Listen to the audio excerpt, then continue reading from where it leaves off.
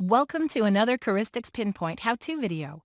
This time, you'll see how to extract messages associated with a single patient from a large set of HL7 messages. First, let's open a few message files. Just drag and drop right here. In this example, let's say we want to extract just the messages where the patient ID is 2468. To do so, we would create a filter. The filter would be on the patient ID field. In this case, we'll go with PID 31, but you choose another field if that's what you're working with. Move your mouse over PID 31 and right-click. From there, select Add Filter. So now we have all the messages related to patient 2468 filtered out. Now to make sure messages are in the right order, let's sort them. Move your mouse over HL7. This field contains the data and time the messages were sent.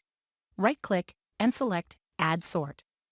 The application sorts out all messages for this patient in ascending date order. And we're done.